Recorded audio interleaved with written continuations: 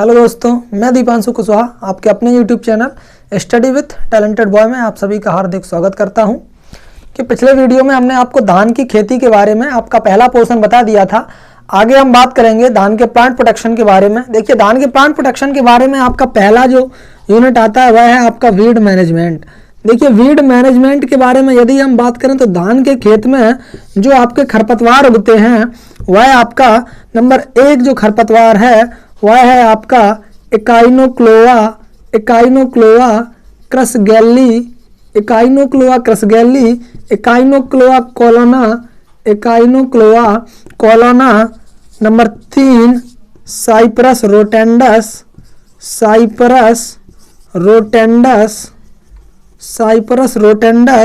Number 4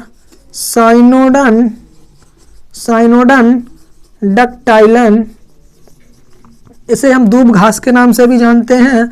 और इसके बाद आता है आपका सोरघम हेलीपेंस। तो ये जो है आपके धान के खेत के या धान की फसल के आपके जो मुख्य खरपतवार हैं वो आपके Echinochloa crusgalli, Echinochloa colona, Cyperus rotundus and Cynodon dactylon and Sorghum halepense. तो इनके हम नियंत्रण के लिए, इनके कंट्रोल के लिए, देखिए कंट्रोल के लिए हम धान में वैसे भी वीड मैनेजमेंट के लिए आपकी जो मेथड होते हैं वो आपके पहला मेथड है कंट्रोल के लिए। इसके कंट्रोल के लिए जो आपका पहला मेथड है, कंट्रोल में जो आपका पहला मेथड आता है वह है आपका मैकेनिकल मेथड। देखिए, मैकेनिकल मेथड में हम क्या करते हैं, इसमें 2 हैंड वीडिंग कर देते हैं। 2 हैंड वीडिंग मतलब कि 2 निराई गुड़ाई, ठीक है, 2 हैंड वीडिंग कर देते हैं। 2 हैंड वीडिंग में आपकी जो पहली हैंड वीडिंग हम करते हैं वह करते हैं 20 से 25 days after transplanting.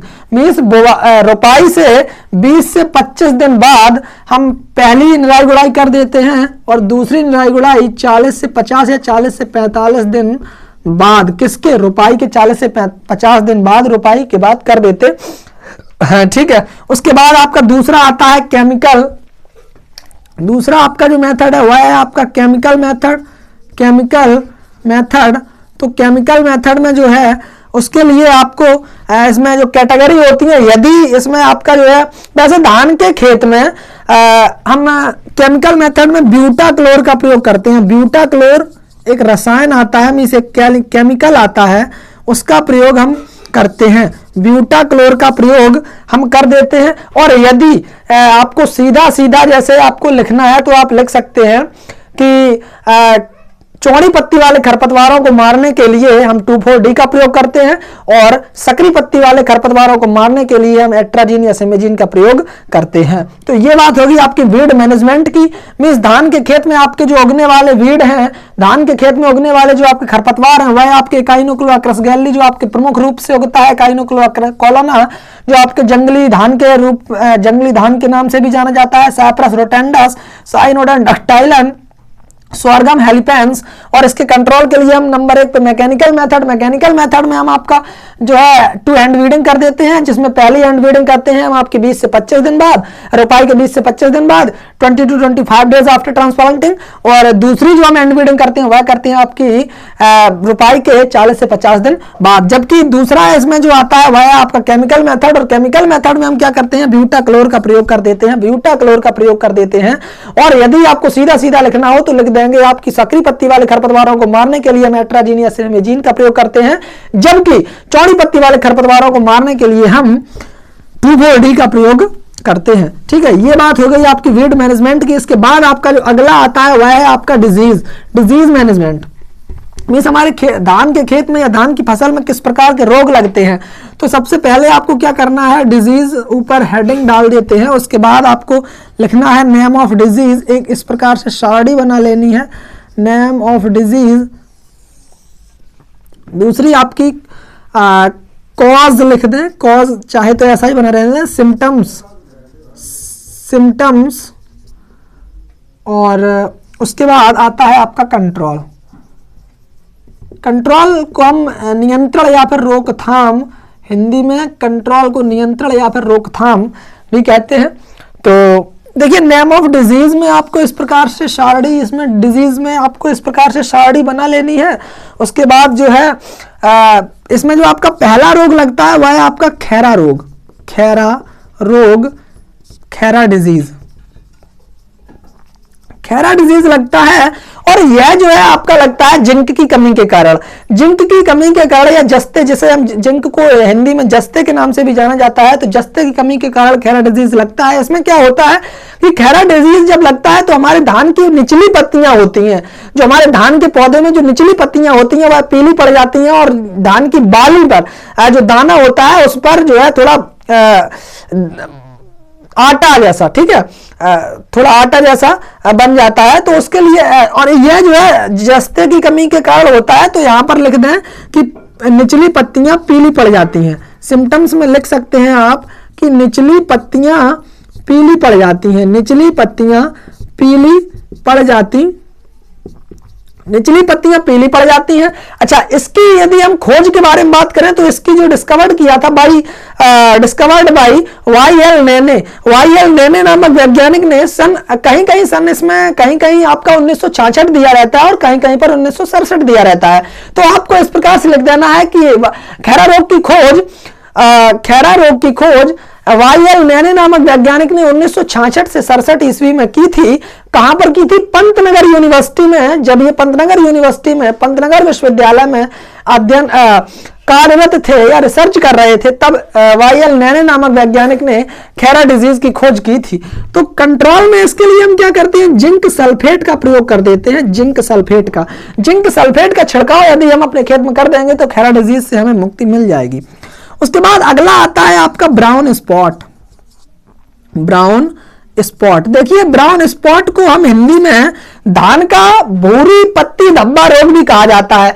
Brown spot को धान का भूरी पत्ती धब्बा रोग भी कहा जाता है। और धान का जो भूरी पत्ती धब्बा रोग है, इसके कारण 1943 में पश्चिम बंगाल में एक अकाल आया था, इसलिए इसे बंगाल फेमाइन के नाम से भी जाना जाता है, बंगाल फेमाइन के नाम से भी जाना जाता है।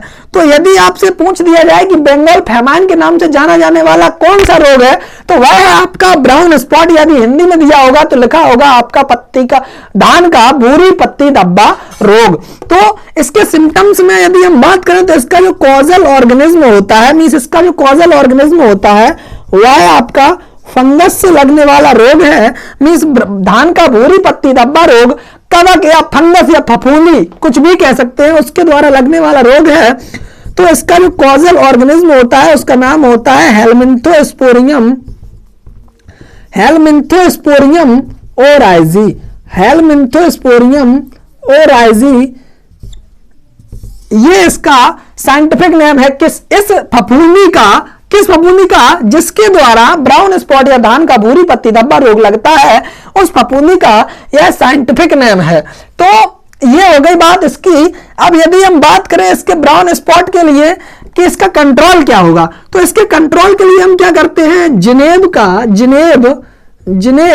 0.2% जिनेब का छिड़काव कर देते हैं। यानी कि यह एक फंजीसाइड है, जिनेब एक फंजीसाइड है और यह लगने वाला रोग है, वह फंगस के द्वारा लगने वाला रोग है। तो हम किसी भी फंजीसाइड का प्रयोग कर देते हैं। तो हमने ले लिया कि जिनेब का 0.2% जिनेब का छिड़काव यदि हम कर देंगे तो ब्राउन स्पॉट रोग से हमें होने वाली क्षति जो है वह कम हो जाएगी। ठीक है। उसके बाद अगला आता है आपका ब्लास्ट। देखिए ब्लास्ट को हिंदी में झोंका के नाम से भी जाना जाता है। ब्लास्ट को हिंदी में झोंका रोग के नाम से भी जाना जाता है। तो इसमें क्या होता है? इसमें जो होता है आपकी पत्तियां, जैसे इस प्रकार से ये आपकी पत्ती है, ठीक है, धान की ये पत्ती है, इसमें इस प्रकार से गोले धब्बे बनते हैं, गोल गोल धब्बे बनते हैं। तो सिम्टम्स में आपको यही लिखना है कि धान के झोंका रोग में जो आपकी पत्तियां होती हैं, धान की जो पत्तियां होती हैं, उन पर गोल लंबे रंग के गोल लंबे धब्बे बनते हैं। तो इसमें जो आपके, यह भी आपका फंगस से होने वाला रोग है। कौन सा? ब्लास्ट। यह भी आपका फंगस के द्वारा होने वाला रोग है। और इसमें जो आपका फंगस का कॉजल ऑर्गेनिज्म, यानी कि उस फंगस का नाम क्या है, तो वह है आपका पायरिकुलेरिया ओराइजी, पायरिकुलेरिया ओराइजी। यह जो है आपका फंगस के द्वारा लगने वाला रोग है। इसका जो कॉजल ऑर्गेनिज्म है वह है आपका पायरिकुलेरिया ओराइजी। ठीक है, अब इसके लिए जो है हम इसके नियंत्रण के लिए हम किसका प्रयोग करते हैं? तो आपका नंबर 1 पे आप इसका सीड ट्रीटमेंट कर दें, सीड ट्रीटमेंट कर दें। ठीक है, सीड ट्रीटमेंट करते हैं, और नहीं तो इसके अलावा आपका जो है हम कार्बेंडाजिम का प्रयोग करते हैं। कार्बेंडाजिम का 0.1% कार्बेंडाजिम का छिड़काव कर देते हैं तो आपका ब्लास्ट रोग की से होने वाली क्षति हमारी कम हो जाती है। उसके बाद आपका अगला आता है, अगला जो रोग है वह है आपका bacterial leaf blight. Bacterial leaf blight, bacterial leaf blight, bacterial leaf blight, इसे हम शॉर्ट में BLB के नाम से भी जाना जाता है। और ये जो है आपका बैक्टीरियल लीफ ब्लाइट है, इसको हम क्रिसेक डिजीज के नाम से भी जानते हैं। क्रिसेक डिजीज के नाम से भी जानते हैं, इसे हम क्रिसेक डिजीज के नाम से भी जानते हैं। और यह जो है यह भी आपका फंगस के द्वारा होने वाला रोग है, और इसका जो कॉजल ऑर्गेनिज्म होता है वह है आपका ज़ैंथोमोनास ओराइजी, ज़ैंथोमोनास ओराइजी। इसके द्वारा होने वाला रोग है।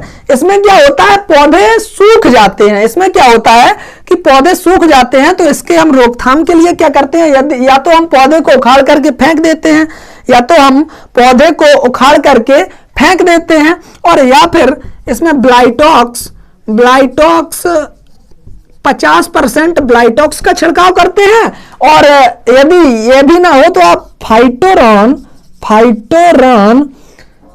का छिड़काव कर दें। तो ये जो है आपका डिजीज का एक इस प्रकार से टेबल बन गया। यदि चाहें तो आप इसका स्क्रीनशॉट ले सकते हैं, और चाहें तो आप इसके नोट्स लगातार आप इसके नोट्स बनाते रहें, ताकि आपको 11th ये जो क्लास है आपकी 11th पर्पज के लिए है, हम उसी हिसाब से आपको पढ़ा रहे हैं, ताकि आप 11th में आप बोर्ड की परीक्षा दे सकें। उतना ही लेवल का हम बता रहे हैं, तो आप इसके नोट्स बनाते रहें।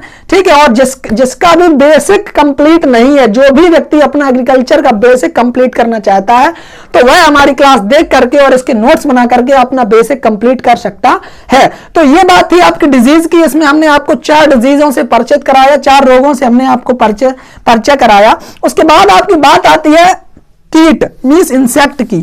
तो इंसेक्ट के बारे में यदि हम बात करें कि धान के खेत में लगने वाले इंसेक्ट कौन से हैं, धान के खेत में लगने वाले इंसेक्ट, तो चलिए उनकी भी बात करते हैं। इंसेक्ट के बारे में यदि हम बात करें इंसेक्ट, तो यहां पर आप उस प्रकार से एक सारणी फिर से बना लें, name of insect and symptoms, उसके बाद कंट्रोल। ठीक है, तो इसमें जो है आपका धान की फसल में लगने वाला जो पहला कीट है वह है आपका गंधी बग। और गंधी बग का जो साइंटिफिक नेम है वह है लेप्टोकोराइजा वेरिकॉर्नेस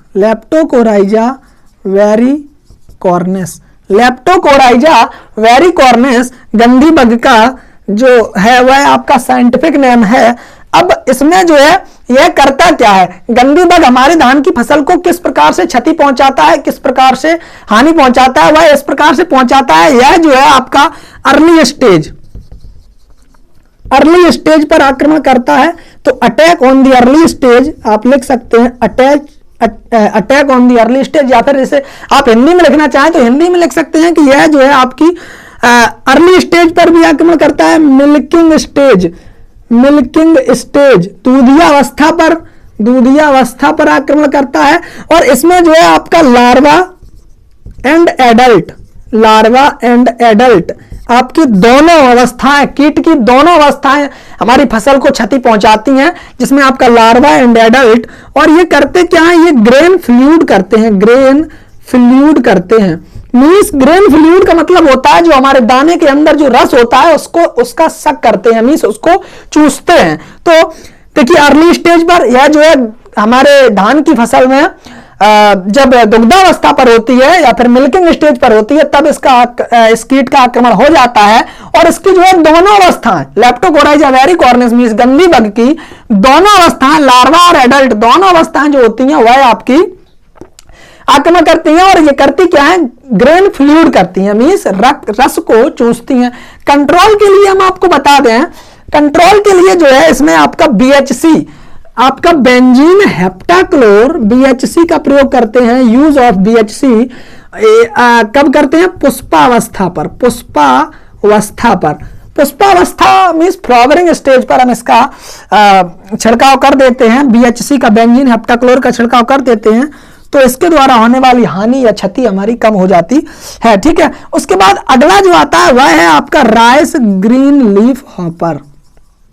राइस ग्रीन लीफ हॉपर, देखिए राइस ग्रीन लीफ हॉपर को आपने गांव में लोगों को सुना होगा आंख फोड़ा, लोग कहते हैं ये आंख फोड़ा है, तो ये उसी का नाम होता है राइस ग्रीन लीफ हॉपर।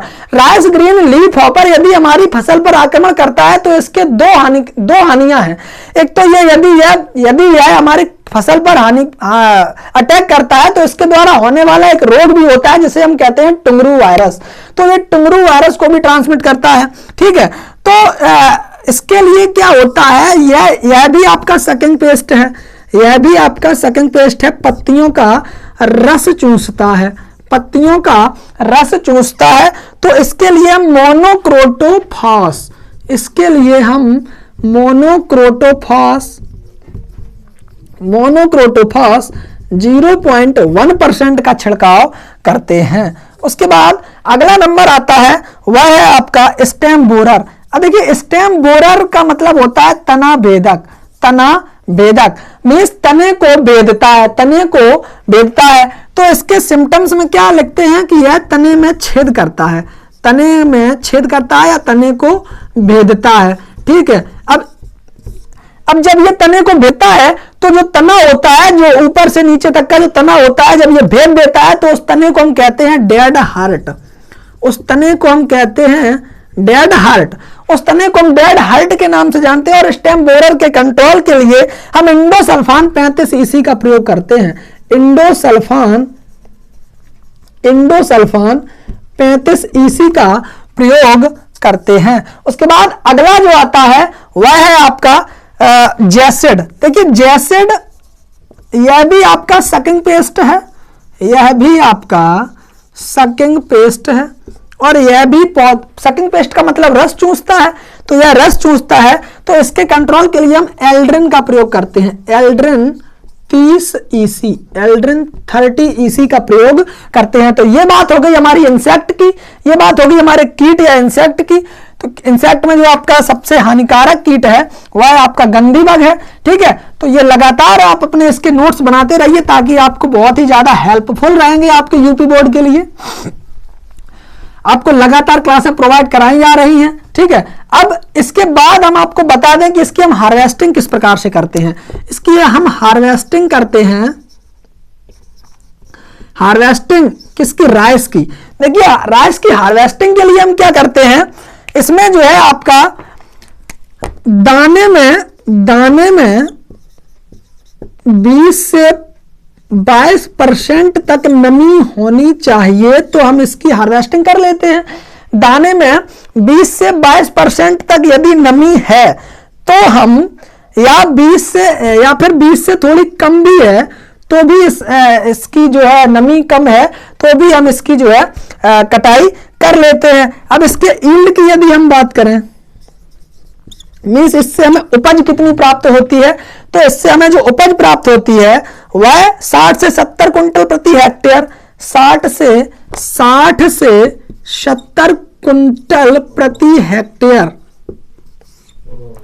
60 से 70 कुंटल प्रति हेक्टेयर जो है हमें यील्ड प्राप्त हो जाती है।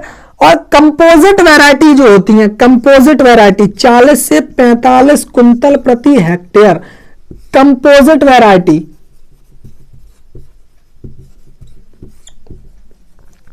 उनकी कंपोजिट वैरायटी की जो यील्ड होती है वह हमें 40 से 45 कुंटल प्रति हेक्टेयर के हिसाब से मिल जाती है। ठीक है, अब देखिए क्या होता है, चावल और धान का एक अनुपात होता है कि धान से हमें कितना चावल प्राप्त होता है और कितनी भूसी। तो धान से जो हमें राइस प्राप्त होता है वह होता है लगभग 60% और जो भूसी प्राप्त होती है वह होती है आपकी लगभग 40%। ठीक है, ये एक एवरेज औसत है, लगभग 40% आपको भूसी प्राप्त हो जाती है और लगभग 60% आपको चावल प्राप्त होता है। देखिए धान जो होता है वह उसका जो राइस मींस राइस कुछ इस प्रकार से होता है और इसके ऊपर एक कवर चढ़ा हुआ होता है, कवर चढ़ा हुआ होता है, इसे हम बोलते हैं हल, इसे हम बोलते हैं हल। ठीक है, इसे हम हल बोलते हैं, हल के नाम से जाना जाता है। और इसे रिमूव करना, द रिमूव ऑफ द हल, इस क्रिया को हम कहते हैं हलिंग। मीन्स धान से जो ऊपर का जो कवर होता है उसे हटाने की क्रिया को हम हल कहते हैं। तो ये बात हो गई आपकी धान की खेती की। आगे अगले वीडियो में हम आपसे मिलेंगे अगली फसल के साथ। तब तक के लिए जय हिंद, जय भारत, धन्यवाद।